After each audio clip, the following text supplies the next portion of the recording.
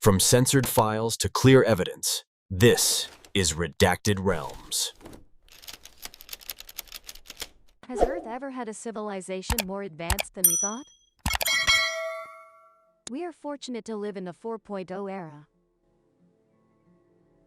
An age where technology and machinery have become tools that accompany humanity. Today, we are no strangers to airplanes that transport people from one country to another, or space shuttles that can take astronauts to planets hundreds of thousands of kilometers from Earth. However, in the journey to trace the origins of humankind, tools and modern objects similar to what we see today have appeared. So, how advanced was Earth's civilization in the past, and where did that knowledge come from? Why did it disappear so completely? And if this knowledge hadn't vanished, how much further could humanity have developed compared to today? Today, let's explore with D2T. Based on current knowledge, history stretches with traces left by many different civilizations.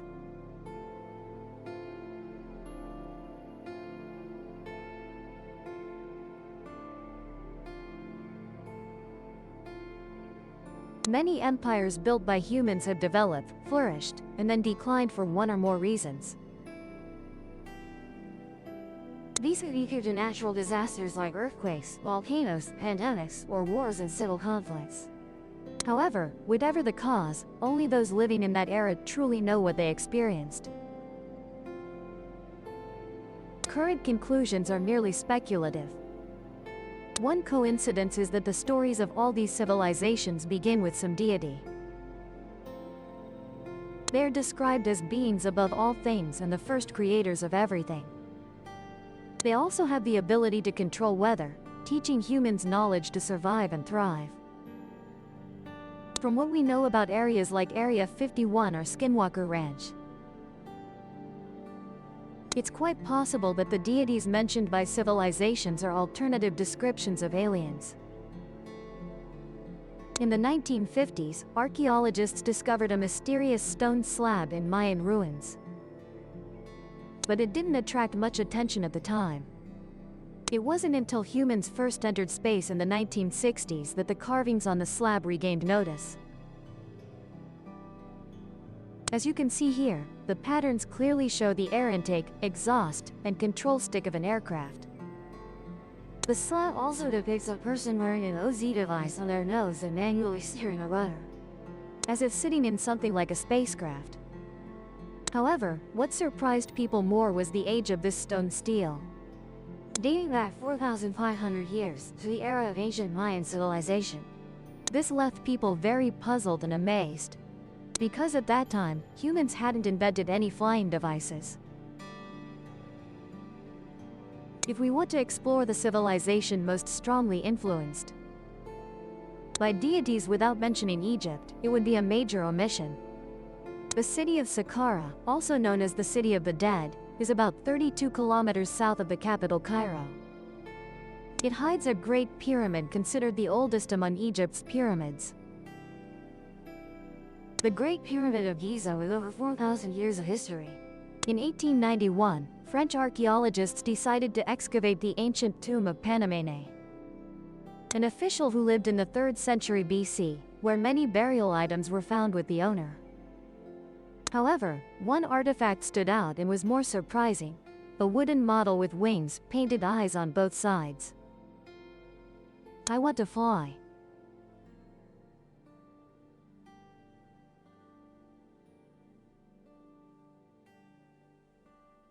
Toi Muon Duok Bay. Later, this artifact was classified with other bird models at the Cairo Museum. It might have been forgotten if not for a doctor noticing something unusual in 1969. Different from typical bird models. That was the wing section. As we observe here, at a glance, we can easily see. This is the image of a bird with eyes and a beak, no different from other bird models. However, look more closely at the wings, especially the part near the body, which is carved to be thicker than the wingtips. Both wings are quite balanced and symmetrical, coincidentally matching some flying device.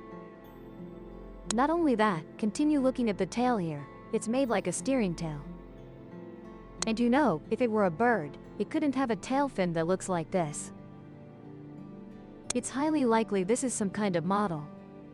If it's not a conventional modern airplane, then this is certainly an ancient Egyptian flying device. Anyone with a bit of rich imagination could just talk or speculate. However, people enlarged this model to observe its flight capability. And the result was not surprising at all. This model is a perfect glider. Not inferior to today's gliders, the ancients surpassed us in knowledge. And certainly possessed technologies superior to what we know. However, this phenomenon is not unique to Egypt. At the beginning of the 21st century, tomb robbers entering a 1,500-year-old tomb near the Madalena River discovered many small gold artifacts that resemble modern airplanes. They have all the parts like main wings, tail stabilizers with high detail. And of course, in nature, no bird or insect has wings that look like this. Similar to the wooden model mentioned above, this model was also enlarged by two Germans into a larger version, and what surprised them was that these details were so precise that during the process of making the larger model, they didn't need to adjust any details. The question raised is, how or based on what knowledge? Could ancient people from long ago create such objects? It's hard to explain, but before this model and the speculation above, it was completely successful with extremely stable flight capability. This shows that applied science appeared long before. An ancient civilization with the above evidence might not be enough to convince you. But the ancient Indian civilization that still exists will certainly convince you more. As one of the oldest civilizations on Earth, here once existed records of the most advanced technology of ancient times. In the Indian Vedas, dating from 1500 BC, there are mentions of amazing flying devices called vimanas. Other texts like Mahabharata and Ramayana, or the great Sanskrit epic of ancient India, also mention vimanas. This shows that flying devices collectively called vimanas actually appeared more than 6,000 years ago. But these texts often describe vimanas as having the ability to become invisible, hover in midair and achieve astonishing speeds, soaring through the sky, crossing vast distances and even moving between planets. Whenever they appeared, animals scattered in panic, trees bent down from the pressure of that vimana. Hearing this, it sounds quite similar to spacecraft today that use jet engines to launch or land. Many people believe these are alien spacecraft landing on Earth for exploration, because they think that in ancient times, humans couldn't achieve such a high level. There are also many who believe this is just mythology, while many other opinions suggest this is advanced technology that appeared thousands of years ago. What do you think? These texts don't just briefly mention the appearance of flying objects, but also describe in detail the materials, specifically every detail surrounding vimanas. About power and energy supply, manufacturing materials, about the pilots inside vimanas and the weapons they carried. Even prehistoric Indians wrote entire instructions, manuals and textbooks on how to operate various types of vimanas. It mentions that these micro-mana all provide energy through gyroscopes placed in the vortex of Mercury. When Mercury is introduced into a rotating gyroscope device, we obtain electricity, lift effect, anti-gravity effect, and centrifugal light effect. Ancient texts also refer to the Mercury pendulum as a drive mechanism, or more precisely, a form of flywheel energy.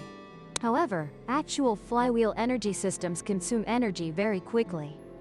Thus, they cannot operate in space. To achieve it, this system would have to be extremely large in size.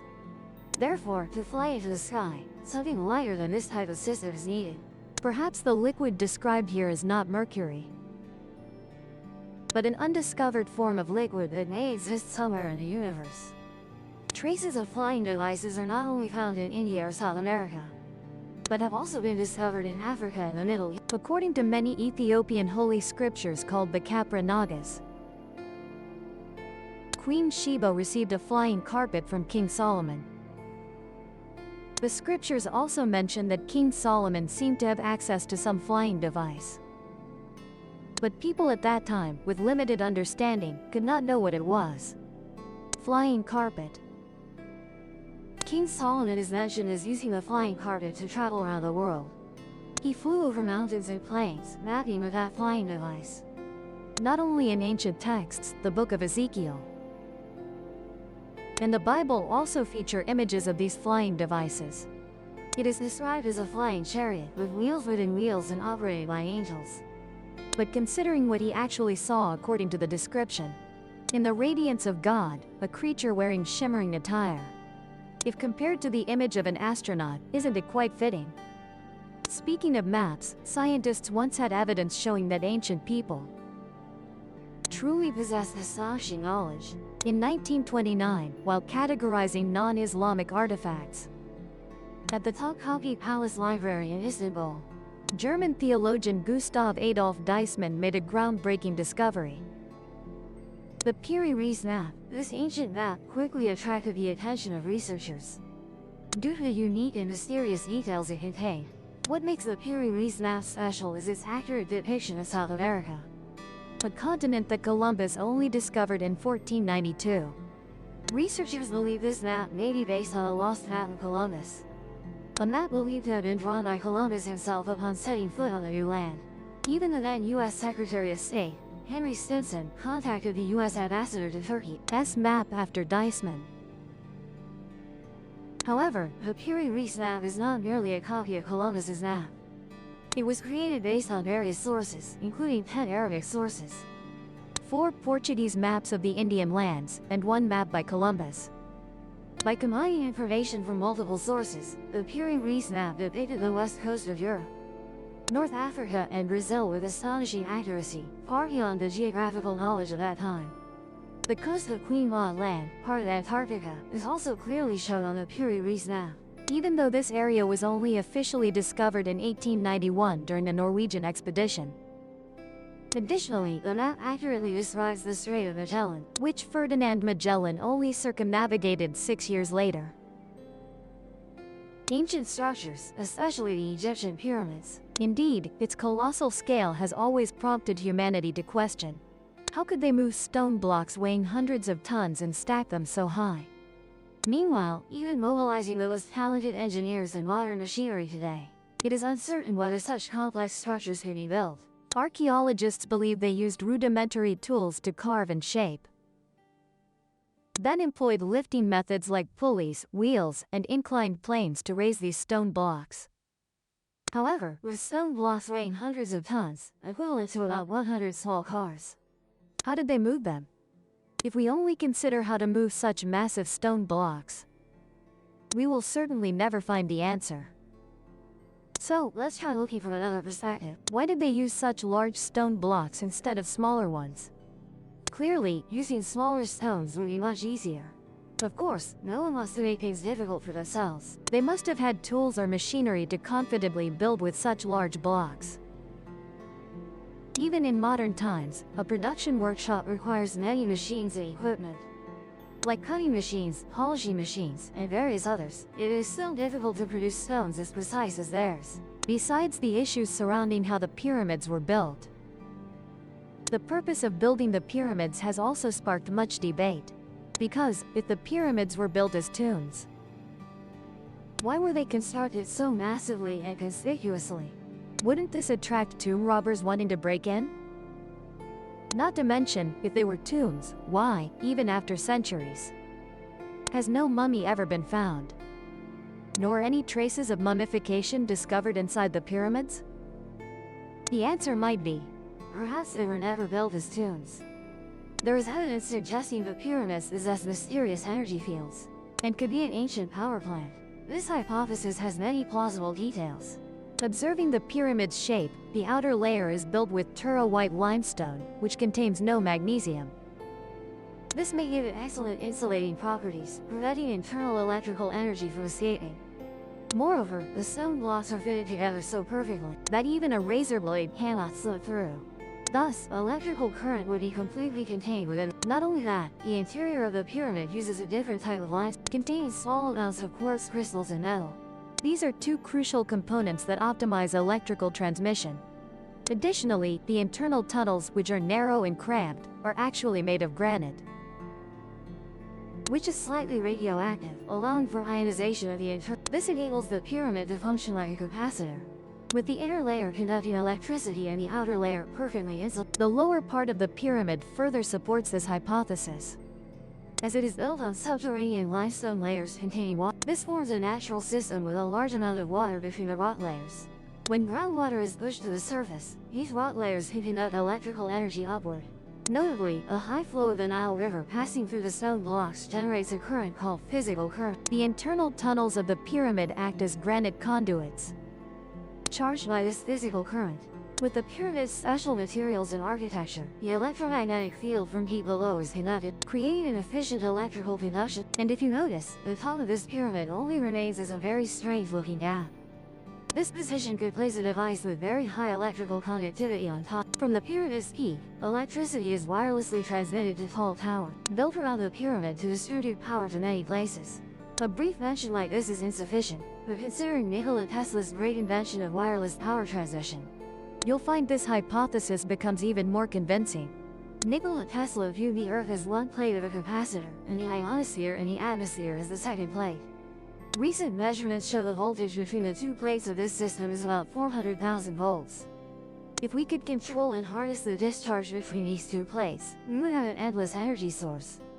This is similar to wanting to control lightning in a thunderstorm. Based on this principle, Tesla claimed his invention could provide free energy to anyone, with wireless investment in anywhere on Earth. In 1899, he successfully created a discharge with power far exceeding that of lightning. Tesla believed electricity could be obtained by building wireless discharge towers. People anywhere in the world only need to plug one conductor of a device into the ground and adjust the frequency to resonate with the discharge tower's frequency. In 1901, instead of building a transatlantic communication tower, Nikola Tesla built a wireless discharge tower named Wardenclyffe on Long Island, New York, to realize his idea. Similar to the pyramid, this tower was also built on water-bearing rock layers, where negative ion currents flow. It has the shape of an octagonal pyramid with a sphere placed on top. S base moves up and accumulates on the sphere. Tesla used a transformer generating high voltage to stimulate the tower's discharge process. Many nights in 1903, New Yorkers witnessed Wardenclyffe Tower emitting huge artificial lightning bolts, extending tens of kilometers, brightly illuminating the sky, so powerful that people on ships in the Atlantic could read newspapers at night. The waves from my energy generator will be the planet.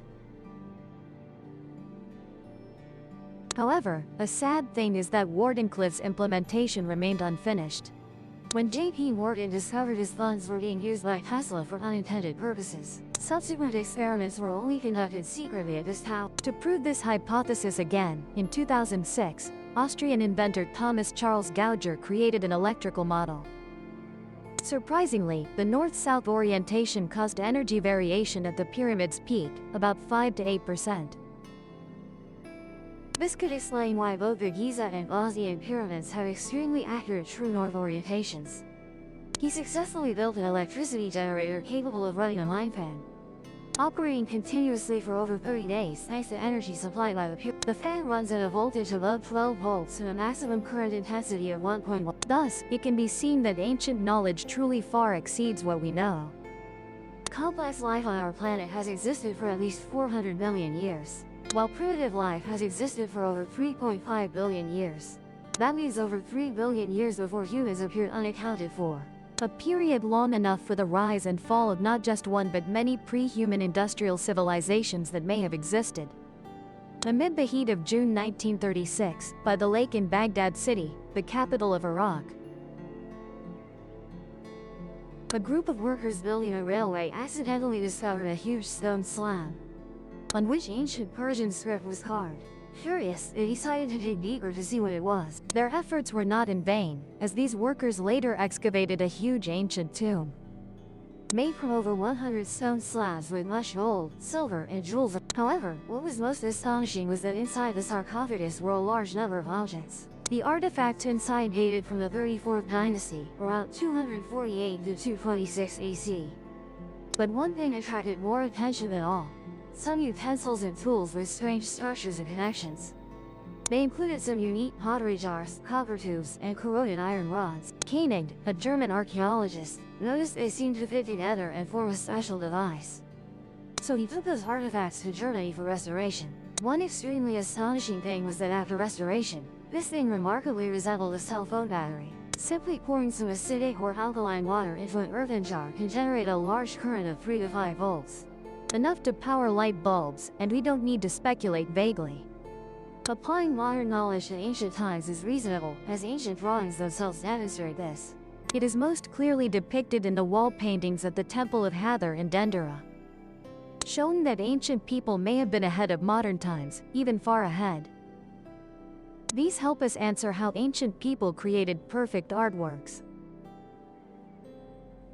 In vast, pitch-dark underground tomb corridors, they used electricity to illuminate the entire tomb. These are the remaining traces along with undeniable evidence of the past. We have technological devices even more advanced than modern ones. But if you look closely, alongside traces of those advanced devices, there are always hints about the inventors. Deities who imparted knowledge to humans. So, is it possible that aliens came to Earth and brought those advanced devices to us? In 1947, in Roswell, a farmer saw a spacecraft descend and crash right on his farm.